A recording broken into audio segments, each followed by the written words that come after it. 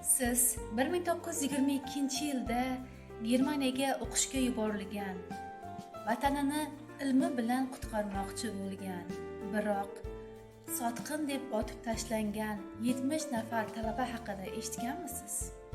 Assalomu alaykum aziz kitobxonlar.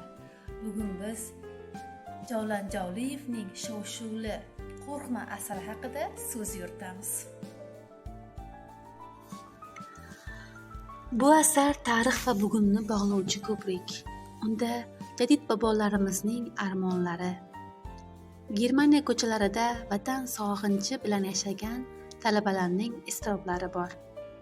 Muallif bizga shunday savol beradi: nega biz mag'lub bo'ldik? Nega biz orqada qoldik? Javob esa bitta: qo'rquv. Biz ilm olishdan, haqiqatni aytishdan va o'zimizdan qo'rqdik.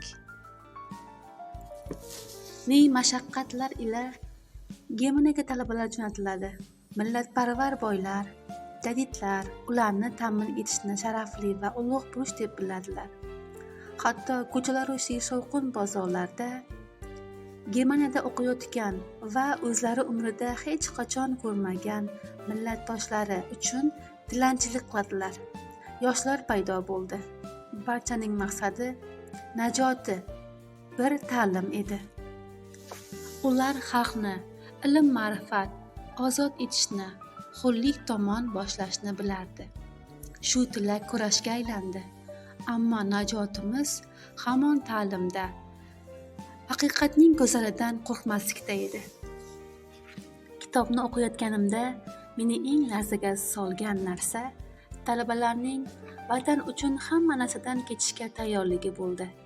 Ular och nahor qolsa ham ilm olishdan to'xtashmadi. Masalan, asarda shunday joyi bor. Talabalar Germaniyada turib o'z yurtidagi zulm, savodsizlikni o'ylashganda yuraklari qon bo'lardi. Ularning eng katta orzusi O'zbekistonni dunyoning eng taraqqiy etgan davlatiga aylantirish edi. Ammo ularning taqdiri fojia bilan tugadi. Bu fojia faqat ularniki emas, bu butun millatning fojiasi edi. Nega bu kitobni o'qishingiz kerak? Chunki bu kitob sizni uyg'otadi. Qo'rqma nomi bizga bugungi kunda ham juda kerak. O'qishdan qo'rqmang, izlanishdan qo'rqmang va eng asosiysi o'zbekligingizdan faxrlanishdan qo'rqmang. Men bu kitobni o'qib bo'lgach, ancha paytgacha o'zimga kela olmadim. Ko'z yoshlarimni tiya olmagan sahifalar ham ko'p bo'ldi. Bu shunchaki badiiy asar emas, bu bizning o'tgan o'tmishimizga qo'yilgan haykaldir.